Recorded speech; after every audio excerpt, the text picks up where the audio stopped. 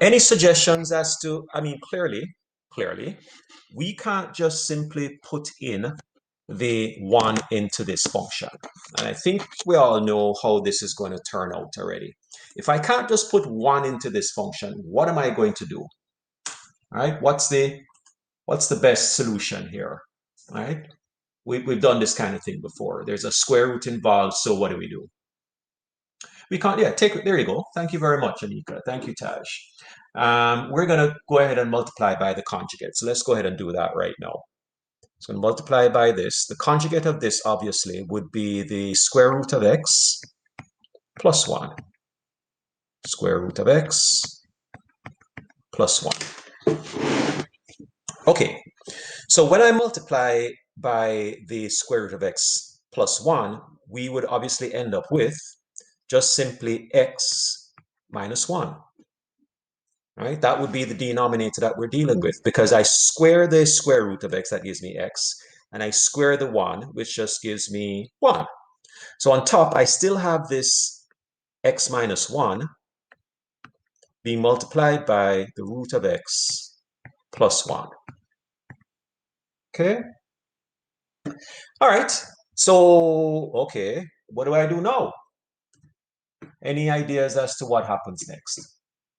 Right? How did that help us out? We're going to cancel. Thank you very much. Right? Now, here's the thing that a lot of people sometimes mess up. I don't know why I did that. Put it in red anyway. When I cancel those out, what am I exactly left with? Well, the truth is that there's a 1 on the bottom. So what happens is that the top becomes just the root of x plus 1 over 1. So the result of this is that I'm left with this, the root of x plus 1. And I'm asking now for the limit as x approaches 1 for this. And therefore, I can actually put 1 into this. Obviously, that will be equal to the square root of 1, which is 1, plus 1, which is just simply 2. So there you go.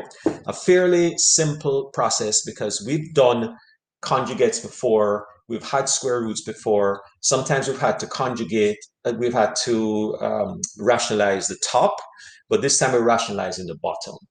And the whole idea here is what we're trying to avoid is getting something which is undefined. And in the original format that we had, the original question that we had, trying to put 1 into that would give us 0 as a denominator. Can I repeat part G again? Part G again. Oh, because she's asking. Okay, so part G, well, okay, let me quickly draw what this looks like, right? This function is the 1 over x function shifted to the right. So there's been a transformation of the 1 over x function. So it's been shifted to the right by 3. Horizontal translation. So the graph looks something like this, right? Well, maybe a little better than that, but something like that. And the question is, what happens as you approach it from the right? Okay, remember 3 plus means from the right, right, Kushi? Yes? Is that right, Kushi? Okay, perfect. So if I'm approaching it from the right, if I'm approaching 3 from the right, would you agree that the function seems to be shooting up towards positive infinity? Right? So we're not asking for the overall limit, we're just asking for a one-sided limit, right? And that's what the 3 plus means, right? The 3 plus means I'm only asking for the limit going from one direction. So you can have a one-sided limit, in which case there's a response. Response is infinity.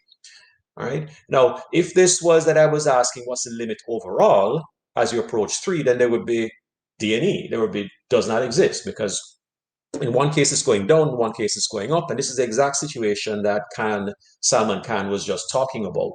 You have two different responses from whether you're going from the left or the right. So clearly, at the end of the day, you can say the limit does not exist. Okay? All right. So hopefully that helps you out. Now, here comes a different kind of question. And before we get to this kind of question, I want to point out this is not something that I don't need you to memorize, because on a test I will give it to you. You can actually factor a sum of cubes as follows. A cubed plus b cubed is equal to a plus b, a squared minus ab plus b squared, right? Any sum of cubes can be factored with that. A difference of cubes, now this is not squares, these are cubes, right? Great, Kushi, I appreciate that. This is cubes. So now I'm asking for a difference of cubes, and it works out to be this: a minus b, and then a squared plus ab plus b squared. So just to give you a little example of what that might look like, just to sort of illustrate that a little bit. What if I had, for instance, x cubed plus 27? All right, this question is going to ask about x cubed. Well, let's do this. That's a sum of cubes, right? X cubed is a cube, and 27 is a cube. So that can actually be factored as, look at what this top line says, the a plus b, so the cube root of the a and the cube root of the b, which would be x plus 3 times the first term squared, so that would be x squared, right, minus the cube root of both of these, so that would be 3x, and then plus the last term squared, which would be plus 9. Right, so square that last term. So the first term squared, which is the x, so the cube root of this, but squared. So a cubed, if you cube root it, which will give you a, and then you square it, which gives you x squared. And then the ab would be the combination of those two things, the x and the cube root of both of these multiplied together, but minus.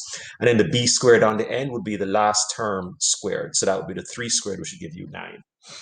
So that is how you would factor that sum of cubes. And if you want to do a difference, you can see how that works out. A difference of cubes is a different formula for that. So I know we've all done difference of squares, but now we've also got a difference of cubes, but also a sum of cubes. There is no formula for a sum of squares. I know people have asked for that over the years, and I've had students who had a hard time not being convinced that that's just not the case. So sum of cubes, yes. Sum of squares, no. Difference of cubes, yes. Sum of cubes, yes. There is a factor for both of those. Okay, how does that help us out in this case? All right, so let me erase this and all of this as well. And let's look at a situation like the one that's on here. Find the limit of the cube root of x minus 3 over x minus 27. And you're thinking, I can't do a conjugate for this because the conjugate really is only designed for when there is a square root involved. That's when you can use a conjugate, right? This is not a square, it's a cube root. So what happens in a case of a cube root? How am I going to be able to handle that? And the top is not even the difference of cubes. It's the cube root of x minus 3. The bottom is not a difference of cubes either. It's x minus 27. Okay. How about if and this is not an obvious thing, and this just comes with practice. Let's make a substitution. Let's try to make a substitution. Let's say that x is equal to u cubed. Let's say that, right? Why am I saying that? Because it's going to help us. Okay, it's not an obvious thing that you can sort of look at this and think, oh, why don't I just let x equal u cubed? No, but again, once you have seen it in action, then in a future question, you might say, maybe that's the kind of thing that would help me out here. So let's see how this might help. Well, the first thing is, if x is equal to u cubed, can I also write, can I also isolate my u? What would u be equal to? I'll just stick with red. What would u be equal to? If x is equal to u cubed, if I were to isolate the u, what would that be equal to? Anybody? Think about that. Remember, x is equal to u cubed, so the cube root of x. Thank you, Tomaleo. Thank you, Adam. All right, so that would be the cube root of x. All right, I just cube root the two sides of this relationship. All right, so I'm going to rewrite this function in terms of u. All right, that's what I'm going to do. I'm going to rewrite this function in terms of u. So let's see now. The cube root of x, oh, by the way, that's not cube root. That's cube root. 1 second here. That's cube root. So let's rewrite this function in terms of u. So where we had the, and by the way, remember now, this is x tending to 27. That's what the limit was originally. So let's be very careful when we come to an answer later on. But let's move on. At any rate, the cube root of x we said was equal to u. So why don't we change this and say u minus 3? Right? I just changed that cube root of x to a u. And of course, it was u minus 3 before, so now it's u minus 3. And on the bottom, instead of x minus 27, x is now u cubed. So why don't I say u cubed minus 27? All right? So, okay, Kushi saying root of x, it's the cube root of x. The cube root. Make sense, Kushi? The cube root of x is what u is. Make sense? Okay. So now we have u minus 3. It's now all in terms of u. That's what it is. It's all in terms of u now. So u minus 3 over u cubed minus 27. Well, how does that help us? How does that help us? What am I supposed to do with that? Well, take you back to a difference of cubes over here. Because this thing here is a difference of cubes.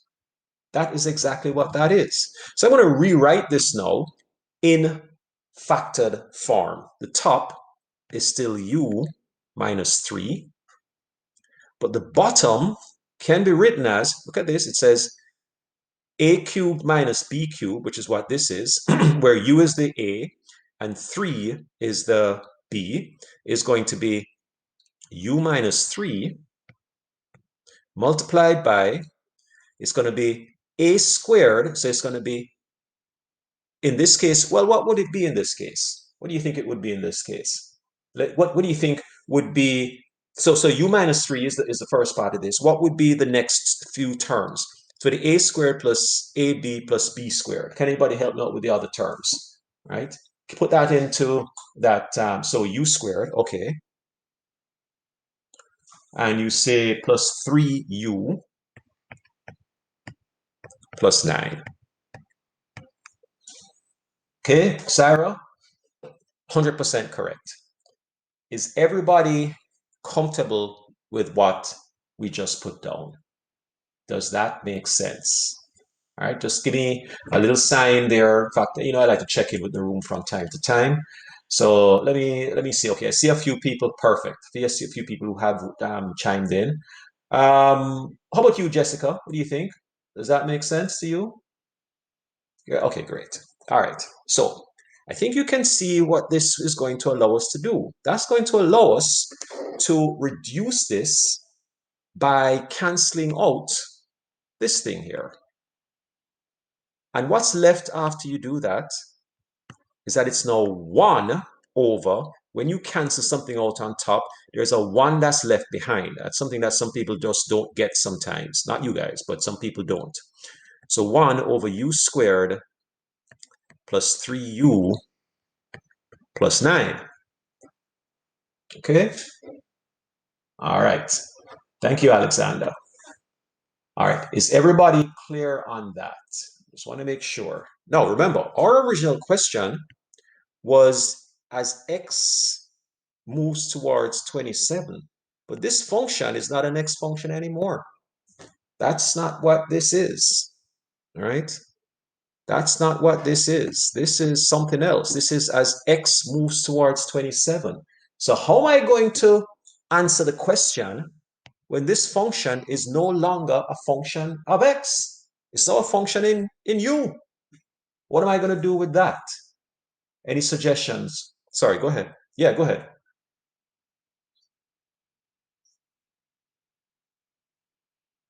Oh no, that's a 9. That's my bad writing. That's a 9. That would be 3 squared. Yeah.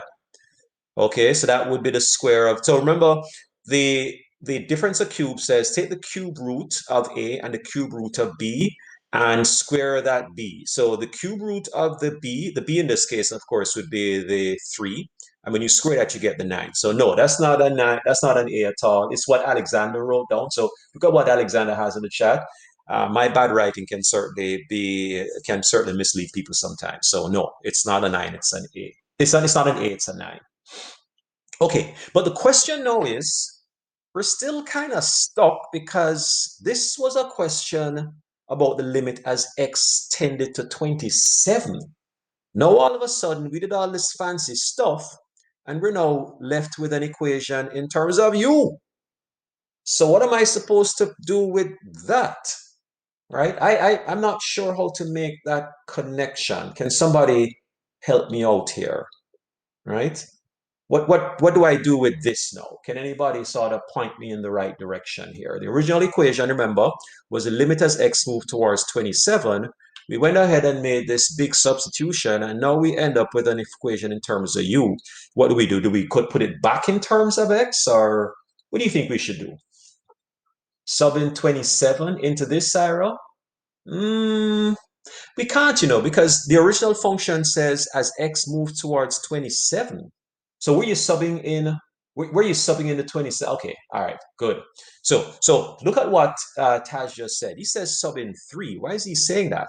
Well, look at what we said earlier on. We said that x was equal to u cubed, right? Or that u was equal to the cube root of x. Well, why don't we therefore say that u is therefore equal to the cube root of this x value that we're talking about, which is 27, right? This is a relationship between u and x. U and x has a relationship that says that x is equal to u cubed, or u is equal to the cube root of x. So if I wanted to link these two together, I could plug x into that relationship, which means I'm finding the cube root of 27, and that, of course, is equal to 3. So that's what u is, and that's the u that we're going to bring over here, right? So my answer is now going to be 1 over 3 squared plus 3 times 3 plus 9. Okay, just plugging in the 3 as the value of u. And I'm hearing 1 over 21. Let's just think for a second here. That would be 9 plus 9, 1 over 20, 1 over 27. Okay, yeah, I'm not sure where Alexander got that from. He's usually off, and gets it right early, but this time I'm going to have to dispute that a little bit. So 1 over 27, that's all right. Well, 1 over 27 is what we're looking for. So the limit part of this, let me just put this aside here. So the limit as u approaches 3 is 1 over 27. And this limit is equivalent to our original question, which was as x approaches 27. You got 27, just 21. Oh my goodness. All right. That's okay. Okay. So hopefully all those steps made sense. So this is a more challenging kind of limit to work out, and it does involve making this substitution. So that's done, right? Our answer is what we just got there, 1 over 27. And there's another similar question here. Another substitution strategy that's going to be involved. And this time it's the cube root of. Now remember that when you raise something to the power of 1/3, it's the same thing as finding a cube root. So x plus 8, you find the cube root of that, and then it's minus 2, and it's all over x. And in this case, we're asking, what is the limit as x approaches 0? Clearly, we can't just simply plug in 0. Not going to work. But what if, and again, you're probably thinking, how would I figure that out? How would I know that up front? Well, once you do this a couple of times, hopefully this makes it become more obvious. What about if I said, instead of saying that x was, okay, in the previous example, we said x was equal to the cube root of u. What if we said that x plus 8 was equal to u cubed this time? What if we said that? Then, of course, if we isolated the u, that would be equal to the cube root of x plus 8, right? That's hopefully pretty obvious. And that's the same thing as, just for the record, the x plus 8 to the power of 1 over 3. Those are equivalent, right? The cube root of anything means the same thing as raising it to the power of 1/3. All right, so those two things we know are true. And here's something else we should know that is true, and that is that x is equal to u cubed minus 8, right? That's just simply rearranging this thing right here, that x is equal to u cubed minus 8. Now that's useful because there's a difference of cubes right there, right?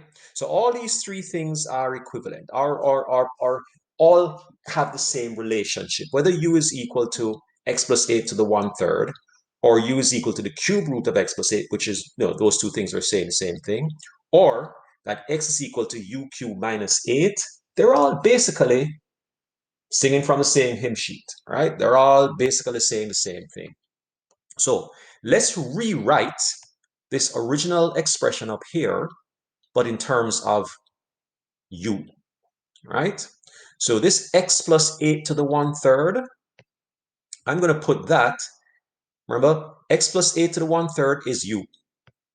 So I'm going to put that as u minus 2, right? That's just replacing this that I'm pointing to here with a u. And we said that u was equal to x plus 8 to the 1/3. So that minus 2 divided by, now this x here, we said was equivalent to u cubed minus 8. So u cubed minus 8. All right.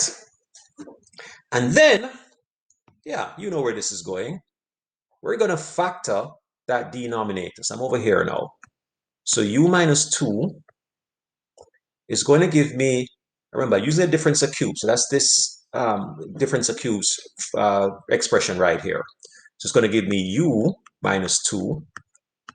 And then I'm going to get, well, let me ask you. Let me ask any one of you. I'm not going to be picking anybody in particular yet. My wheel isn't ready yet, so let's just ask anybody else. What would that look like in the second bracket? So the u minus 2 is in the first bracket.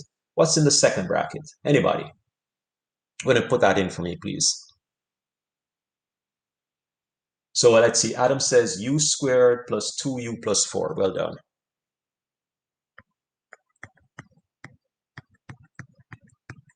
Well done, Adam. Well done.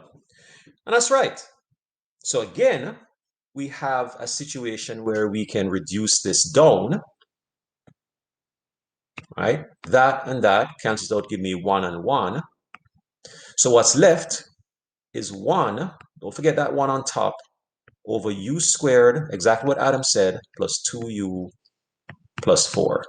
Well, we've been this way before, so we know what the next step is. We know that this is an equation or an expression, I should say, in terms of u, but what we really need is something in terms of x, because we want to get this as x tends to 0.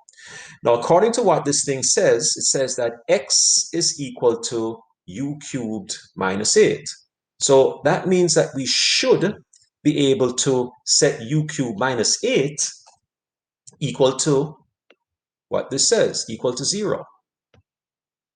So u cubed minus 8 is equal to 0. Why is it equal to 0? It's equal to 0 because that was our value of x. So we're just setting it equal to 0. So u cubed minus 8 is equal to 0. Therefore, u cubed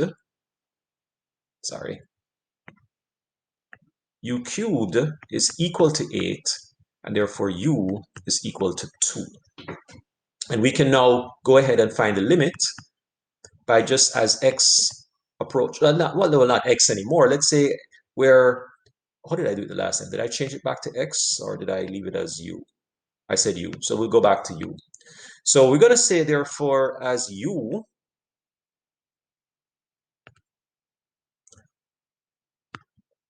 so as u approaches 2 for this function, so that's 1 over 2 squared plus 2 times 2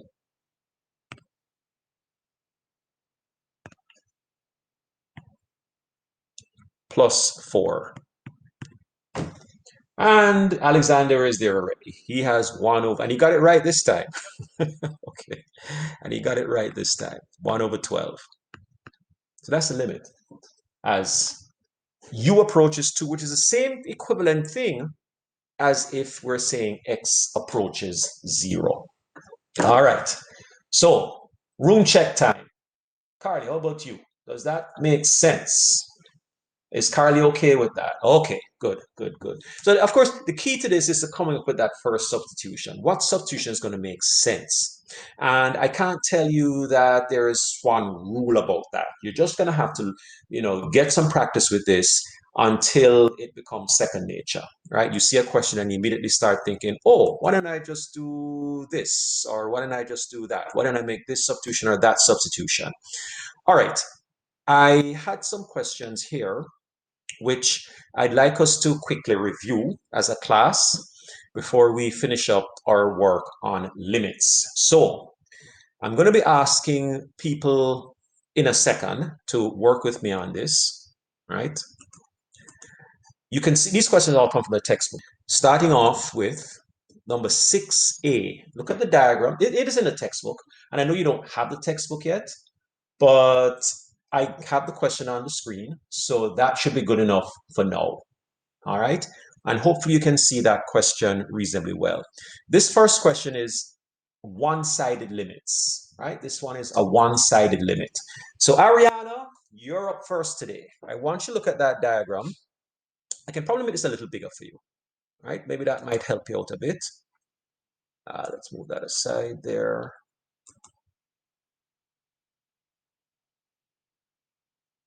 There's only one size bigger, that's 300%. All right. So Ariana, can you see that diagram? Oh, so can I scroll down a little bit, please? Okay.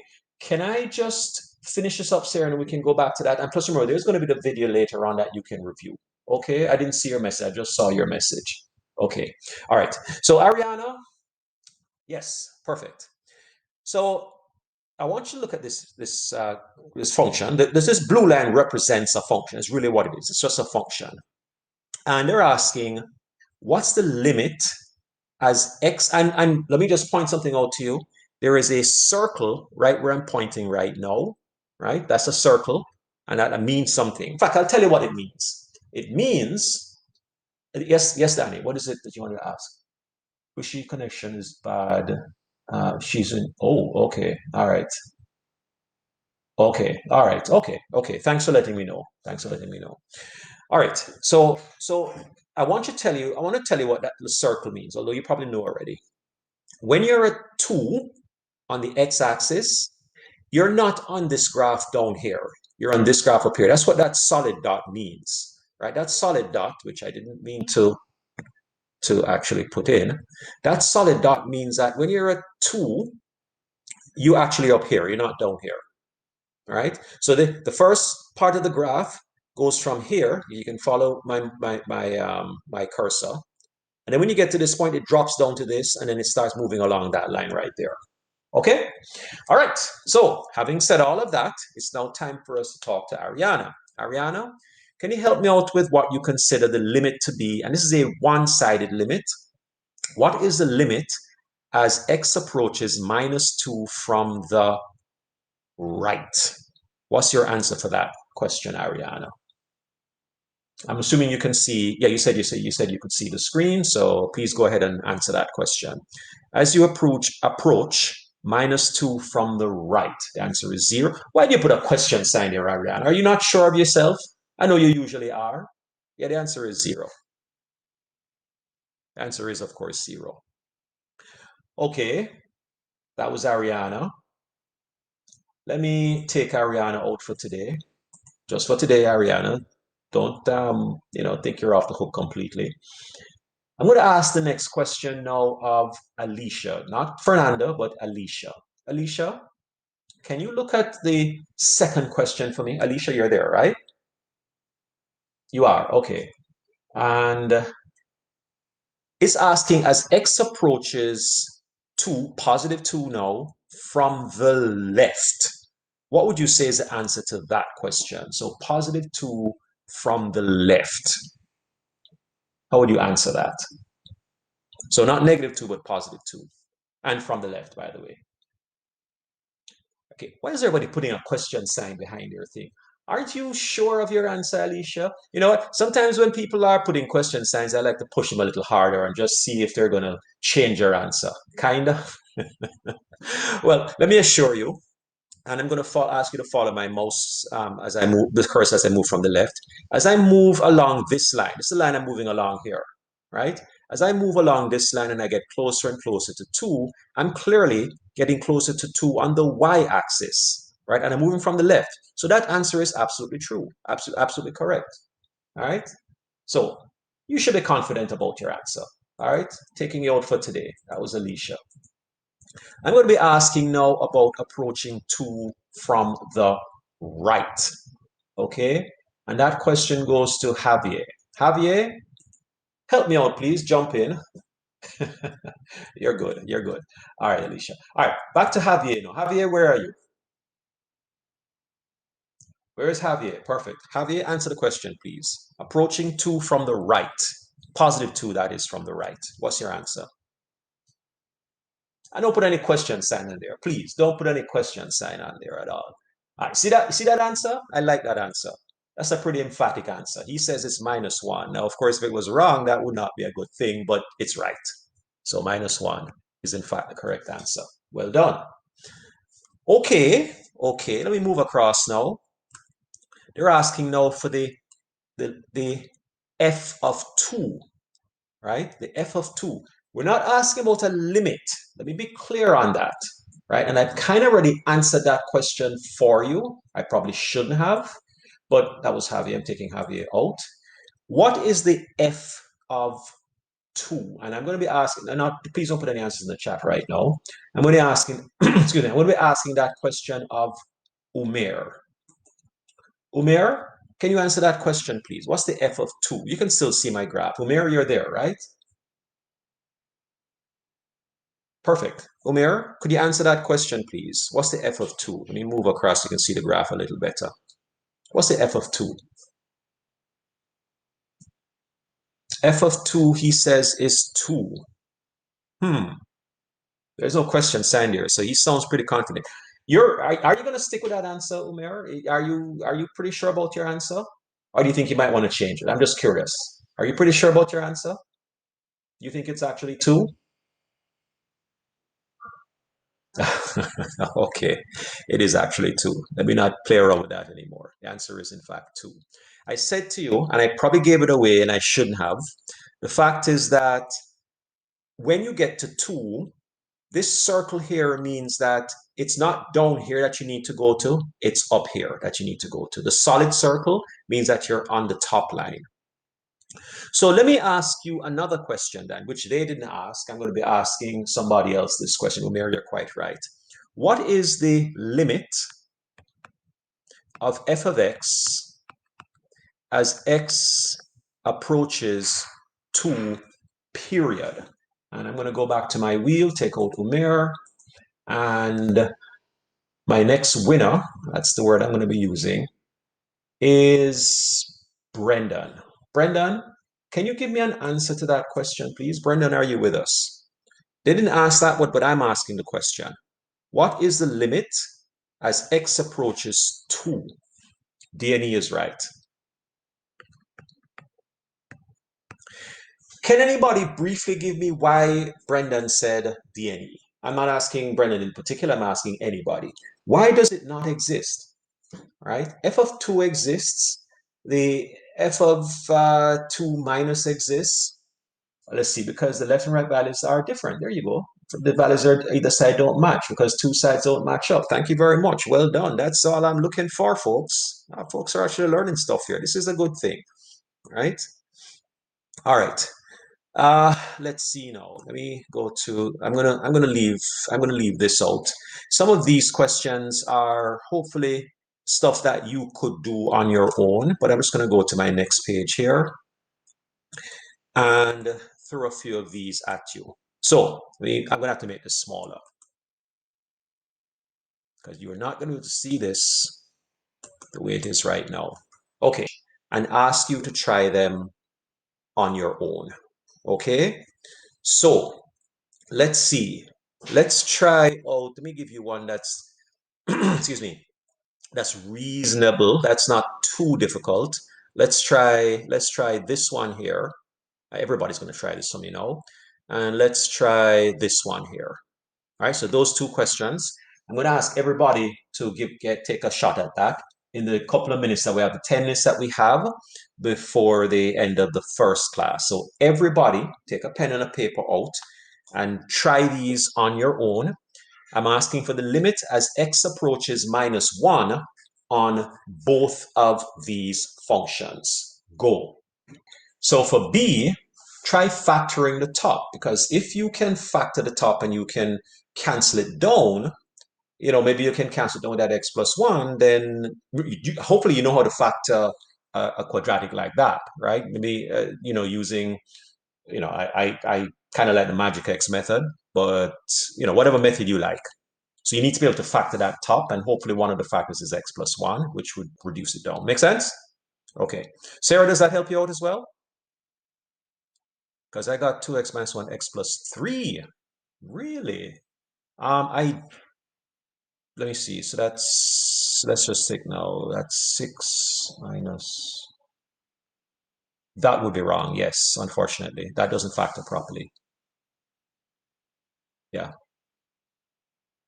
Yeah. So I'm not sure how you learn how to factor quadratics like that. So it's not like you just put two brackets together, initially. Sometimes people use what I call decomposition. I like the magic X method myself, but, depends on what you want to do. All right.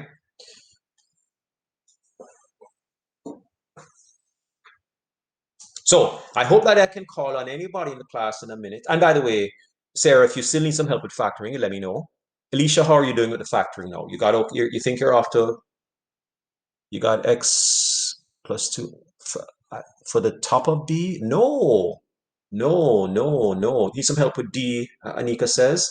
Okay, so for D, I think what you need to be doing is trying to multiply by the conjugate. Remember that conjugate thing? So you want to rationalize the numerator for D. Does that make sense, Anika? So the top and the bottom get multiplied by the conjugate of the top. Does that sound about right to you? Yeah, right, perfect.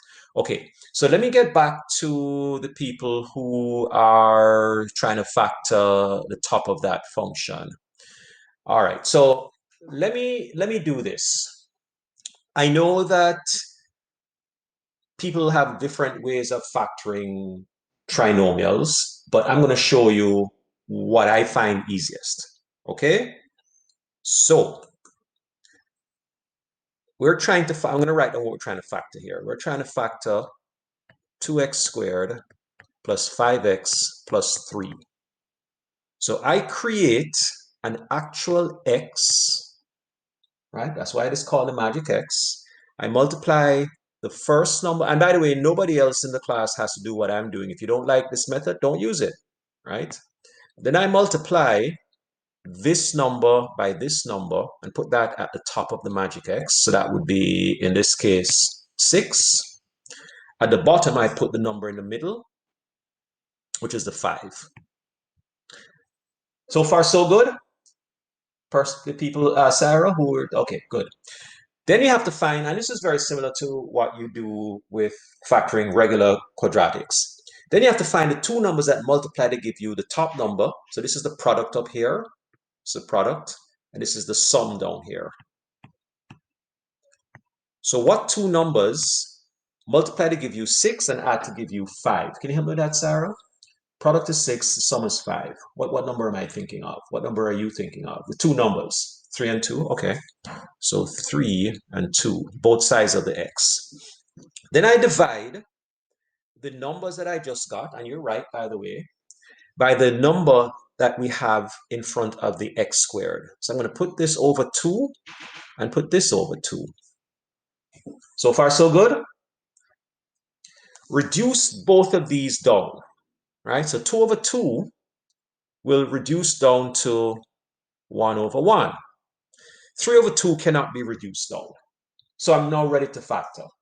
The factors are as follows. The bottom number is 2, so it's 2x plus 3 is one factor. Where did I get that from?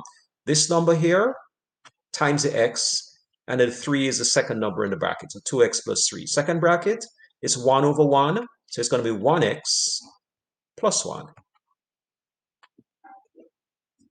See how easy that is? right? So 2x plus 3 and x plus, but they're both plus though, Sarah. I think you had a minus somewhere in there because just reversing the order wouldn't have changed anything. I think you have, oh, no, you have x plus 2 and x plus 3, but you have to have a 2x in there for this to work. Okay? All right.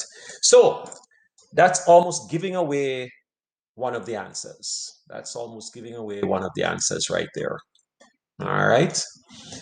Okay, folks, we're coming up to the break. So let me quickly check in with the room on this. Let's see. No, that was Brendan, the last person. Let me, no, I'm assuming that everybody has had a chance to quickly get this done. So that is, as I said, I could call on anybody in the room, including Richard, to help me out with the first one, B. So Richard, are you there, Richard? Can I get you to give me your answer for B, please? What was the limit as x approached minus 1 for B? What did you get for that one? As x approached minus 1. You got 1. Interesting. Is he right? What do other people think? Did everybody else get 1? Hopefully everybody already did this. Okay, good. Excellent. So the answer is 1, right? The answer is in fact 1. Okay, thank you, Richard. And let's go to one more person before we break. Richard is out for today. Just for today, Richard. I keep warning every time I take somebody out, I keep warning them that you're only out for that day. And Braden, you're up next. Braden, you're there. Are you there, Braden?